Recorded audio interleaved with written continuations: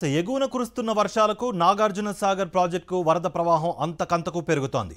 దీంతో అధికారులు 24 గేట్లను ఎత్తి దిగువకు నీటిని విడుదల చేస్తున్నారు. మరోవైపు పశ్చిమ కనుమల్లో సమృద్ధిగా వర్షాలు కురుస్తూ ఉండడంతో నాగార్జున సాగర్తో పాటు పులిచింతల, మూసి, డిండి ప్రాజెక్టులు గత 2 నెలల నుంచి జలకళ సంతరించుకున్నాయి.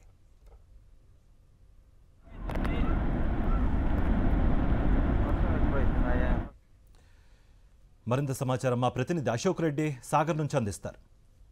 నైరుతి ఋతుపవనాల కాలం మూసినప్పటికీ కూడా మామూలుగా నైరుతి ఋతుపవనాల కాలం జూన్ 15 నుంచి సెప్టెంబర్ 15 వరకు ఉంటుంది. అయితే పశ్చిమ కనుమల్లో భారీ సంఖ్యలో వర్షాలు కురుస్తున్నటువంటి నేపథ్యంలోనే ఎగువలో ఉన్నటువంటి ప్రాజెక్టులు అన్ని కూడా నిండుకుండగా మారినటువంటి నేపథ్యంలోనే నాగార్జున సాగర్ అంటే 2 తెలుగు రాష్ట్రాలకు వరప్రదాయంగా ఉన్నటువంటి నాగార్జున సాగర్ ప్రాజెక్టు కూడా భారీ స్థాయిలో ఇన్ఫ్లో వస్తున్నటువంటి నేపథ్యంలోనే ప్రాజెక్టుకు సంబంధించినటువంటి 26 గేట్లలో ప్రస్తుతం 24 గేట్లని తెరిచి దిగువకు నీటిని విడుదల చేస్తున్నటువంటి పరిస్థితి. మనం ఒకసారి విజువల్స్లో చూసుకున్నట్లయితే కృష్ణమ్మ పాల నురగల వలె ఇంకా కిందికి దూకుతున్నటువంటి పరిస్థితి కనిపిస్తుంది. గత సంవత్సరం దాదాపు 2 నెలల పాటు ప్రాజెక్టు సంబంధించినటువంటి గేట్లని ఎగువ నుంచి వస్తున్నటువంటి ఇన్ఫ్లో బేస్ చేసుకొని గేట్లను తెరిచినటువంటి నేపథ్యంలోనే ఈసారి కూడా దాదాపు 2 నెలలు అంటే ఈ ఏడాది జూలై 28వ తారీఖున ప్రాజెక్టు సంబంధించినటువంటి గేట్లని రాష్ట్ర మంత్రి ఉత్తమ్ కుమార్ రెడ్డి తెరిచినటువంటి నేపథ్యంలోనే ఇప్పుడు ప్రస్తుతం సెప్టెంబర్ 25వ తారీఖు అంటే దాదాపు 2 నెలలుగా ప్రాజెక్టు సంబంధించినటువంటి గేట్లను తెరిచి ఉన్నటువంటి నేపథ్యంలోనే దిగువకి భారీ స్థాయిలో